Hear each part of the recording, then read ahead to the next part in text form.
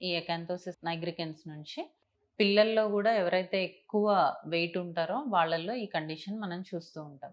So, చాలామందొచ్చి దీనికేదైనా cream రాయండి doctor తగ్గిపోవాలి pigmentation అంతా అంటారు. బట్ అది పాసిబుల్ కాదు. ఫస్ట్ మనం వెయిట్ రిడక్షన్ చేసుకొని, ఆ తర్వాత కొన్ని ట్రీట్మెంట్స్ తీసుకుంటే మనం ఈ ఎకాంతోసిస్ నైగ్రికెన్స్‌ని కంట్రోల్ చేసుకోవచ్చు.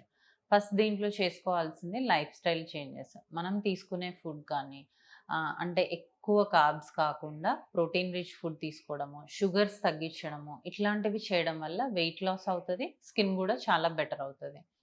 దాంతో పాటు కొంచెం ఎక్సర్సైజ్ ఇట్లాంటివి చేసుకోవాలి. వెయిట్ రిడక్షన్ అనేది మన మెయిన్ ఎయిమ్ కాబట్టి. దీంతో పాటు కొన్ని రకాల క్రీమ్స్ అండ్ కొన్ని ట్రీట్మెంట్స్ లైక్ కెమికల్ పీల్స్ కానీ, లేజర్స్ కానీ తీసుకోవడం వల్ల ఈ పిగ్మెంటేషన్ అనేది తగ్గుతూ వస్తుంది. వన్ డే ప్రాసెస్ కాదు. కొంచెం టైం పడుతుంది. సో, దీన్ని ఎలా చేసుకోవాలి? వెయిట్ రిడక్షన్ ఎలా అవ్వాలి? లేదు ఈ పిగ్మెంటేషన్ ఎలా తగ్గించుకోవాలి? ఓవరాల్ బాడీ అనేది మనం టోన్ ఎలా చేంజ్ చేసుకోవాలి? ఇలా మనం డీటెయిల్డ్‌గా పర్సన్‌కి కూర్చోబెట్టి దీని గురించి ఎక్స్‌ప్లెయిన్ చేయడం అనేది జరుగుతుంది.